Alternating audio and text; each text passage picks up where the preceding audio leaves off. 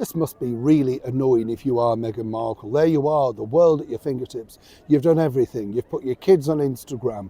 You've teased the world. You've told them about your pet passing away. Literally everything. And then you find someone who literally beats you to number one without really even having to lift a manicured finger. As ever, let me explain. Hi, nice to see you. You all right today? Thank you so much for your time. Lovely to have your company. We're just having to sit down here on a bench with a pot of tea. Yes, if I could do both hands, I'd show you, but got the flask. We'll build up to that, yeah? Yeah, well, you know, as you know me, you don't want to spend any money, but a lovely flask of pot of tea. And I thought we'd have a quick break, have a quick chat to update you on this particular story. This story caught my eye simply because I think it's lovely, the fact that it's happened. And it just goes to show, which I always say about these things, it's about the content, isn't it? It's about what people want to watch, what to listen to. And I was talking to a friend the other day about, you know, television. And I don't know if you agree with me on this, but the other evening I was sort of flicking around the channels and I really couldn't find anything that was appealing. It was either repeats, or old, programs that I'd seen before. And I thought, yeah, what would people watch? So you can understand why the digital platforms have now fully evolved. The person that was looking for a televisual audience is none other than the former royal known as Meghan Markle with her As Ever TV cooking show. Phenomenal amount of publicity, no two ways about it. In fact, just acres and acres of coverage. But here we are, well, still not looking at a number one hit. Ratings were dire, and more importantly, now she's got to decide exactly how she promotes Series 2. That's not going to be easy, let me tell you, chums.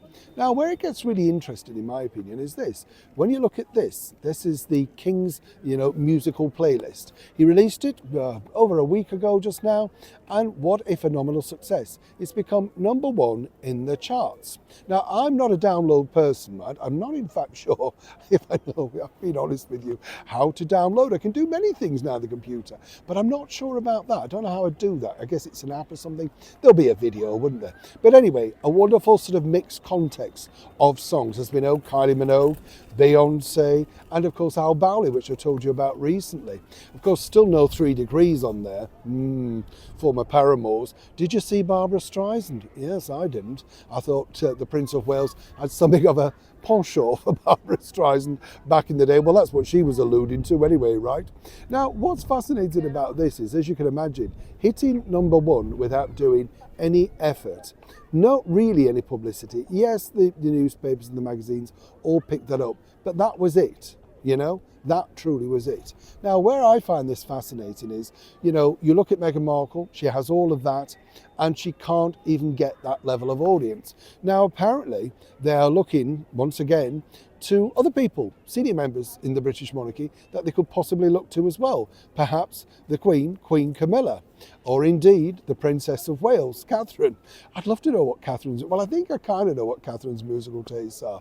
And I think I know what Queen Camilla's are, because if you remember, she would have liked the Rolling Stones to perform at the coronation concert, remember?